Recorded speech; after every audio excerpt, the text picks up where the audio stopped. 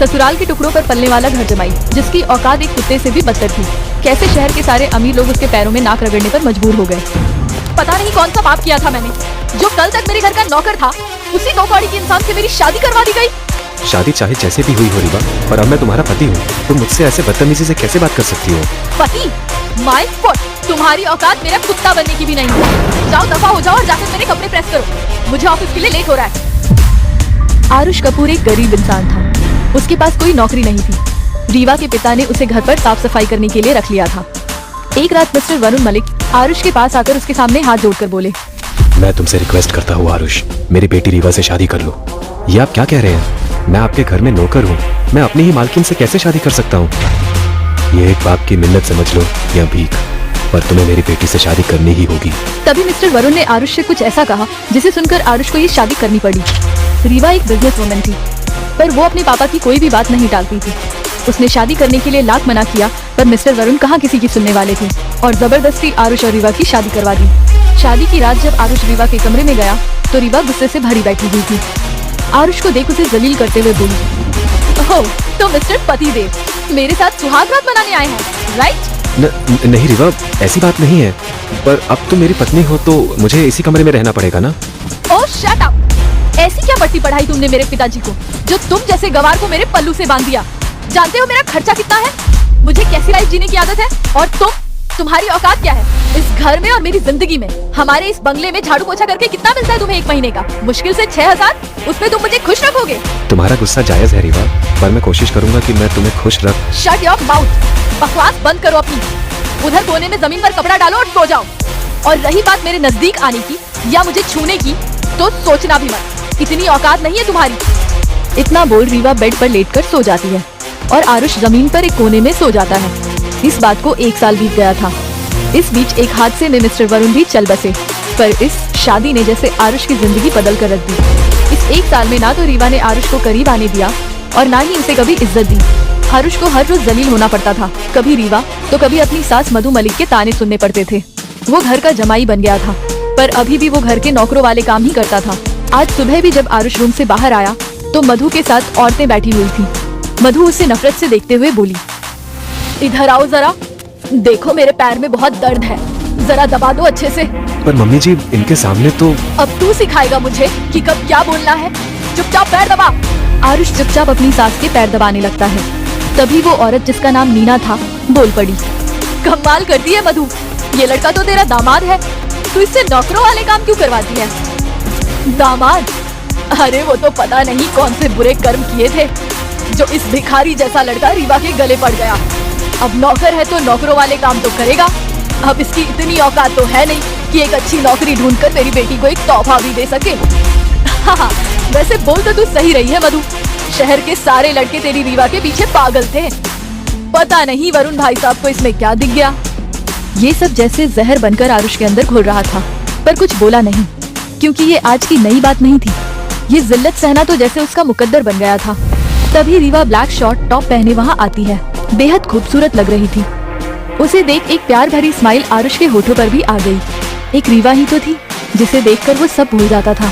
तभी रीवा आरुष से रूखी आवाज में बोली, सुनो, आज मेरे ड्राइवर की तबीयत ठीक नहीं है, तुम मुझे ऑफिस ड्रॉप कर दो। ठीक है, चलो। ये लो मेरा पर्स और मेरी कुछ फाइल्स। रीवा उसके हाथ में फाइल्स थमाकर किसी बॉस की तरह चलने लगती है और आरुष एक ड्राइवर की तरह उसके पीछे पीछे। फिर भी आरुष खुश था और अपने मन में बोला, काम से ही सही, पर कम से कम 2 पल का तुम्हारा साथ तो मिला। आरुष रीवा के ऑफिस के गेट के सामने जाकर गाड़ी से उतरने लगता है तो रीवा उसे टोकते हुए बोली, 1 मिनट आरुष, ये मेरा ऑफिस है और तुम जैसे फटीचर मेरे ऑफिस में अलाउड नहीं है। वैसे भी कोई तुम्हें मेरा पति समझकर मजाक उड़ाए, ये मैं हरगिज नहीं चाहूंगी। पर रीवा, मैं छोड़ देता हूँ ना अंदर तक, तुम्हारे इतने सारे फाइल्स। तुम्हें एक बार में समझ नहीं आता? जाओ दफा हो जाओ। वैसे भी कल मेरी बर्थडे पार्टी है, मैं नहीं चाहती कि वो खराब हो जाए, तो घर जाओ और अच्छे से साफ सफाई करो। इतना बोलकर रीवा अंदर चली जाती है। आरुष की आंखें दुख से नम हो जाती हैं, पर रीवा के बर्थडे का सुनकर उसके होठ मुस्कुरा उठे। तुम्हारा बर्थडे सुना कैसे जा सकता है? देखना कल का दिन तुम्हारा बहुत स्पेशल होगा। इतना बोल आरुष किसी को कॉल करता है। रीवा जैसे ही ऑफिस पहुंची तो उसकी असिस्टेंट टीना बोली, मैम, मिस्टर नकुल बजाज इस शहर के टॉप 5 बिजनेसमैन में से एक हैं। वो आपसे पर्सनली मिलने आए हैं। क्या? नकुल बजाज, जिनका हीरो का बिजनेस है, वो खुद मुझसे मिलने आए हैं? क्या तुम सच कह रही हो? यस मैम, वो आपके केबिन में आपका इंतजार कर रहे हैं। जैसे ही रीवा अपने केबिन में पहुंची तो नकुल बजाज को देखती रह गई। वो ब्लू कलर के 2 पीस सूट में था, व्हाइट शर्ट पहने, देखने में बेहद ही हैंडसम लग रहा था। तभी नकुल ने कुछ ऐसा बोला जिसे सुनकर रीवा के पांव तले जमीन खिसक गई। अरे सर, आप यहाँ? जानता हूँ आज तक मैं किसी से ऐसे ही मिलने नहीं गया, पर तुम्हें कुछ तो खास है रीवा। रीवा कहीं न कहीं नकुल के इरादे समझ रही थी। नकुल बजाज कोई आम इंसान नहीं था, बल्कि शहर के एक अमीर घराने का लड़का था, जिससे शादी करने के लिए शहर की सारी लड़कियां पागल रहती थी। पर नकुल को रीवा पसंद आ गई थी। देखो रीवा, मैं सीधी और साफ बात करता हूँ। मैं तुम्हारे लिए एक बिजनेस प्रपोजल लेकर आया हूँ। अगर तुम मेरे साथ कनेक्ट करोगी तो शहर के बड़े बिजनेस में तुम्हारा नाम भी जुड़ जाएगा। इसके अलावा मुझे तुम बहुत पसंद हो और मैं तुमसे शादी करना चाहता हूँ, ये जानते हुए भी कि तुम पहले से ही शादीशुदा हो। मैं ये भी जानता हूँ कि तुम इस शादी से खुश नहीं हो, तो मैं तुमको बस यही सलाह देना चाहता हूँ कि तुम इस शादी को और खींचकर खुद के साथ नाइंसाफी ना करो। मैं वादा करता हूँ कि मैं तुमको बहुत खुश रखूंगा। अचानक इस प्रपोजल से रीवा शॉक हो गई थी। उसे तो ये सपने जैसा लग रहा था। वो कब से चाहती थी कि उसकी छोटी सी कंपनी ग्रोथ करे, पर वो कुछ बोल नहीं पा रही थी। तभी नकुल बोल उठा, घबराने की जरूरत नहीं है, तुम सोचने के लिए टाइम ले सकती हो। नहीं नहीं, मुझे ये बिजनेस डील और ये रिश्ता दोनों मंजूर है, मुझे कोई दिक्कत नहीं है। क्या तुम क्या सच कह रही हो? हाँ नकुल, कल रात मेरी बर्थडे पार्टी है, आप वहाँ जरूर आइएगा, पर मुझे आपकी हेल्प चाहिए होगी। ये सुनकर नकुल बहुत खुश हो जाता है। मलिक मेंशन को दुल्हन की तरह सजाया गया था। सजाते भी क्यों ना, आखिर घर की इकलौती बेटी का बर्थडे था। आरुष ने दिन रात करके उस घर को डेकोरेट करवाया था। रीवा का फेवरेट केक और उसके सारे पसंदीदा खाने बनवाए थे। फाइनली रात भी हो गई थी, गेस्ट भी आ चुके थे। आरुष ने भी आज एक अच्छा सूट पहना हुआ था। जैसे ही रीवा पार्टी के बीच में आई तो आरुष उसे देखता रह गया। रीवा ने उस वक्त ब्लैक कलर का ग्लिटर गाउन पहना हुआ था, ब्लैक नेकलेस, ईयररिंग और ब्रेसलेट भी पहना हुआ था। वो किसी प्रिंसेस से कम नहीं लग रही थी। उसके गोल्डन कर्ली लॉन्ग हेयर उसकी कमर पर बिखरे हुए थे। आरुष के होठों से सिर्फ इतना ही निकला, तुम कितनी खूबसूरत लग रही हो रीवा। काश मैं खुद को तुमसे प्यार करने से रोक पाता। कब तुमसे प्यार हो गया पता ही नहीं चला। बोलते हुए उसकी आंखों में दर्द था। तभी नकुल बजाज अपनी लंबी सी गाड़ी में वहाँ पहुँच गया। आरुष रीवा के लिए एक गिफ्ट लाया था जो उसके हाथों में था। तभी उसकी सास मधु उसे डांटते हुए बोली, आज के दिन कोई तमाशा मत करना। अपना ये 50 रुपए का गिफ्ट मेरी बेटी को देकर उसकी तौहीन मत करना। वैसे भी मैं नहीं चाहती आज मेरी बेटी का मूड खराब हो। ठीक है मालकिन। तभी नकुल बजाज रीवा के पास जाकर खड़ा हो जाता है और रीवा धीरे से बोलती है, आप जानते हैं ना आज आरुष के साथ क्या करना है? यस स्वीटहार्ट, अगर तुम्हें अपनी बीवी बनाना है तो इस 2 कौड़ी के नौकर को तो उसकी असलियत दिखानी ही होगी। आज ये तुम्हें तलाक देने को मजबूर हो जाएगा। बोलते हुए दोनों के होठों पर एक डेविल स्माइल थी। जैसे ही केक कटने लगा तभी नकुल ऊंची आवाज में बोला, 1 मिनट रीवा, तुम्हारा पति वहाँ क्यों खड़ा है? आज तुम्हारा खास दिन है। अरे उसको तो तुम्हारे पास होना चाहिए ना। राइट। आरुष, तुम यहाँ आओ ना प्लीज, साथ में केक कट करते हैं। ये पहली बार हुआ था जब रीवा ने इतने प्यार से आरुष को पुकारा था। वो बेसब्र होकर रीवा के पास पहुँच गया, जहाँ टेबल पर 3 से 4 केक रखे हुए थे। रीवा आरुष की तरफ मुस्कुराई और आरुष का हाथ पकड़कर केक काटने लगी। तभी नकुल ने पीछे से आरुष को पुश किया, जिसकी वजह से आरुष का चेहरा केक से जा टकराया और उसके पूरे चेहरे पर केक लग गया, जिसे देख वहाँ सब लोग जोर जोर से हंसने लगे। उसे देख नकुल हंसते हुए बोला, क्या यार रीवा, मुझे नहीं पता था कि तुम्हारा पति इतना बड़ा लूजर है कि एक केक भी नहीं कट पाएगा उससे। इसलिए बोलती हूँ रीवा कि इसे इसकी औकात में रखो। इसकी हाथ में पोछा और झाड़ू ही अच्छे लगते हैं। अब केक कट करवाओगी तो बेचारे से कैसे होगा? आप सही कह रही हो मम्मी, इस 2 कौड़ी के नौकर को मैंने कुछ ज्यादा ही इज्जत दे दी। जाओ आरुष, तुम अपना हुलिया ठीक करके आओ, उसके बाद सबको ड्रिंक सर्व करना। एक बार मेरी बात तो सुन लो रीवा। शट अप, जाओ यहाँ से। इस सब के बाद आरुष का दिल बहुत दुखा और वो समझ गया था कि ये सब नकुल का किया धरा है। वो अपने मन में सिर्फ इतना ही बोला, मैं सब समझ रहा हूँ कि तुम लोग करना क्या चाहते हो, पर बहुत ही जल्द तुम्हें ऐसा सरप्राइज दूंगा कि तुम लोगों के चेहरे देखने लायक होंगे। आरुष जैसे ही खुद को क्लीन करके आया तो केक कट हो चुका था और सब रीवा को एक्सपेंसिव तोहफे दे रहे थे। नकुल ने अपनी पॉकेट से एक डायमंड नेकलेस निकाला और रीवा को देते हुए कहा, ये लो रीवा, ब्यूटीफुल गर्ल के लिए ब्यूटीफुल सा नेकलेस। ये मेरे कलेक्शन का सबसे बेस्ट पीस है। वाओ, ये तो बहुत प्रिटी है और एक्सपेंसिव भी। Thank you so much. वो नेकलेस सच में बहुत खूबसूरत था। तभी आरुष अपने हाथ में एक बॉक्स लेकर रीवा को देते हुए बोला, रीवा, ये छोटा सा गिफ्ट तुम्हारे लिए लाया था मैं, प्लीज एक बार देख लो। तुझे मना किया था ना, क्या टाइम वेस्ट कर रहा है, जा जाकर गेस्ट को देख। रुकिए ना आंटी, वैसे भी मैं देखना चाहता हूँ कि आपका दामाद आपकी बेटी के लिए क्या लेकर आया है, तभी तो इसकी असली हैसियत सबको पता चलेगी। रुको नकुल, मैं आरुष का ये गिफ्ट तो जरूर एक्सेप्ट करूंगी, क्योंकि बेचारी का आखिरी गिफ्ट होगा। क्या मतलब आखिरी? मतलब ये आरुष कि मैं आज तुमसे तलाक लेने वाली हूँ। मैंने तलाक के पेपर भी बनवा लिए हैं और उसके बाद मैं और नकुल शादी करने वाले हैं। मतलब नकुल बजाज तुमसे शादी करने को तैयार है। थैंक गॉड, पहली बार कोई अच्छा फैसला लिया है तूने। अब इस फटीचर भिखारी को हमें और नहीं झेलना पड़ेगा। तुम ऐसे नहीं कर सकती रीवा, क्योंकि मैं तुमसे क्या मुझसे प्यार करने लगे हो? अब तुम एक नौकर, मैं एक प्रिंसेस की जिंदगी जीने वाली। प्यार तो होगा ही, पर तुम जैसे मजनू मेरे हजारों हैं। अब मैं सबको तो नहीं मिल सकती ना। रीवा की बातें जैसे आरुष के दिल पर खंजर चला रही थी। ये सारी बातें उसके बर्दाश्त से बाहर हो चुकी थी। तभी आरुष ने अपना फोन निकालकर किसी को एक मैसेज किया। ये सब बाद में भी हो सकता है रीवा, अभी इसका गिफ्ट देखो ना, मुझे इसका और मजाक उड़ाना है। ओके बाबा, खोल रही हूँ। जैसे ही रीवा ने बॉक्स खोला, उसकी आंखें चौंधिया गईं। उस गिफ्ट को देखकर रीवा के होश उड़ गए। उसके मुंह से सिर्फ एक ही लफ्ज निकला, ये कैसे हो सकता है? This is not possible. तू ऐसे हैरान क्यों हो रही है? ऐसा भी क्या है गिफ्ट में, दिखा मुझे। मम्मी इसमें। इससे पहले रीवा कुछ बोल पाती, तभी आरुष बोल पड़ा। मैं बताता हूँ सासू माँ, इसमें क्या है। मेरी वाइफ रीवा के लिए उसका बर्थडे गिफ्ट है, रोल्स रॉयस। गाड़ी का नाम तो सुना ही होगा ना आपने, उसी गाड़ी की चाबी है। और एक रेयर डायमंड ब्रेसलेट। रेयर का मतलब तुम्हें पता है नकुल? ऑफ कोर्स पता होगा। एक ज्वेलर जो हो तुम, ये तुम्हारे सस्ते हीरे के हार की तरह नहीं है। ये रेयर डायमंड ज्वेलरी या तो किसी रानी के पास होती है और या फिर किसी बहुत ही अमीर इंसान की बीवी के पास, राइट? एक मिनट आरुष, तुम क्या कहना चाहते हो कि ये तुम मेरे लिए लाए हो? बकवास कर रहा है, जरूर ये कॉपी होगा या तो फिर किसी का चोरी किया होगा। पार्टी में मौजूद कुछ लोग हैरान थे तो कुछ लोग हंसी उड़ा रहे थे, जिन्हें आरुष चोर लग रहा था। तो वहीं नकुल के चेहरे के एक्सप्रेशंस अजीब थे। इससे पहले वो रिएक्ट करता, तभी नकुल का फोन बज उठा। नकुल ने कॉल पिक की तो दूसरी तरफ से आवाज आई। हेलो मिस्टर नकुल बजाज, आप बैंकरप्ट हो गए हैं। आपकी कंपनी में ताला पड़ गया है। आप इलीगल वर्क करते हैं, डायमंड स्मगलिंग करते हैं। आपके खिलाफ सख्त कार्रवाई की जाएगी और आपका पैसा भी अब बैंक नहीं देगा। ये आप क्या कह रहे हैं? क्या बकवास कर रहे हैं? मैंने ऐसा, ये बताइए कि ये सब किसने किया मेरे साथ? ज्यादा तो नहीं जानते, बस इतना जानते हैं कि ये क्लेम एआर ग्रुप के सीईओ ने किया है। वही सीईओ जिसे आज तक किसी ने नहीं देखा। वैसे उनका पूरा नाम आरुष कपूर है। क्या आरुष? ये सुनकर तो जैसे वहाँ सभी लोग सन पड़ गए। तो वहीं आरुष के होठों पर एक धीमी सी मुस्कान थी। नकुल हैरान निगाहों से आरुष को देख रहा था। तभी आरुष बोला, सही सोच रहे हो। एआर ग्रुप इंडस्ट्रीज का सीईओ मैं ही हूँ।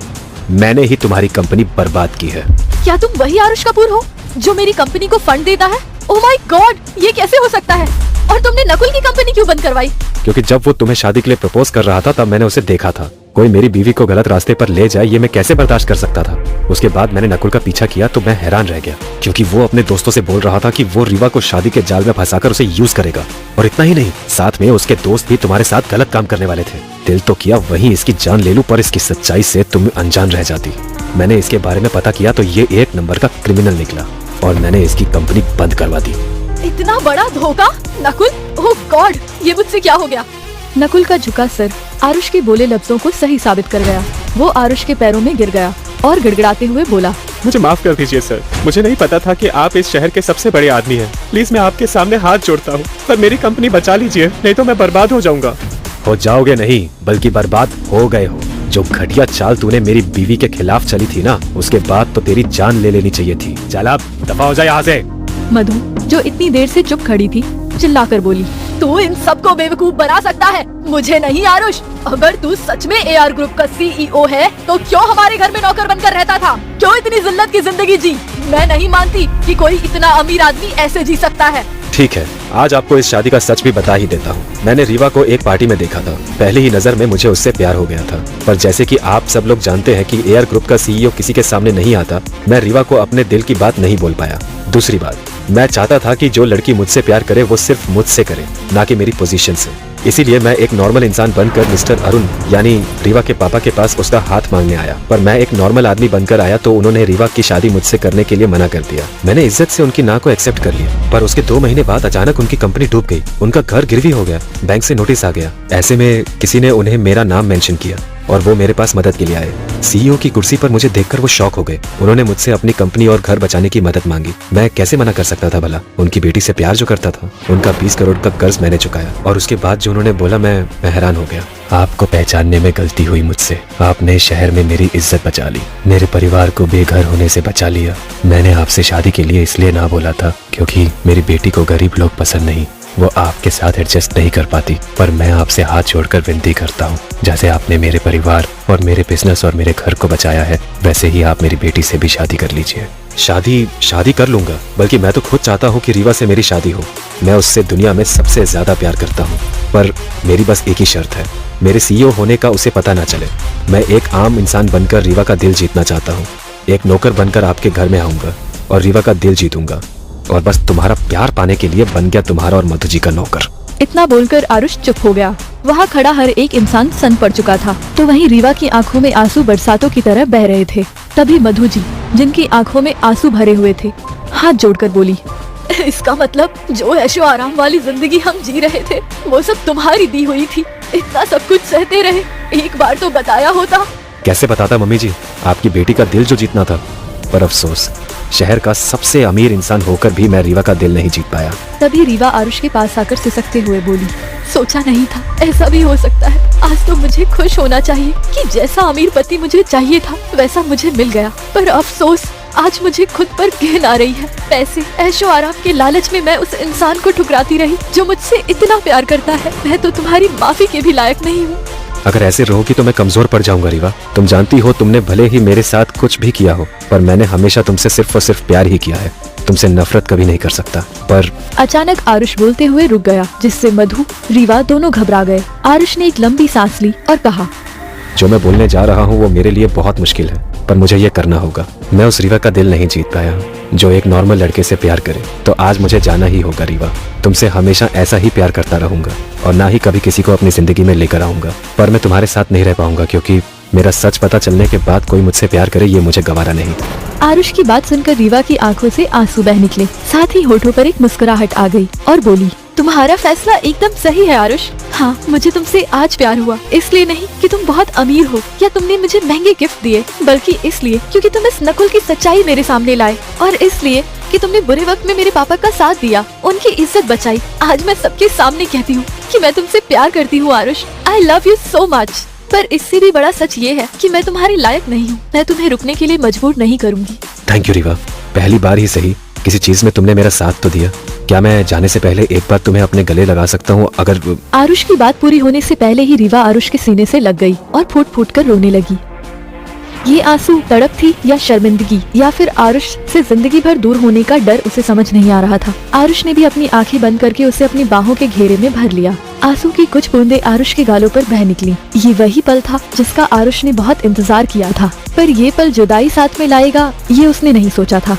फिर आरुष वहाँ से चला गया हमेशा के लिए। तो वहीं अब प्यार की तड़प रीवा को हमेशा तड़पाने वाली थी। शायद सही समय पर सही लोगों की कद्र ना की जाए तो हमारे हाथ से बहुत कुछ छूट जाता है।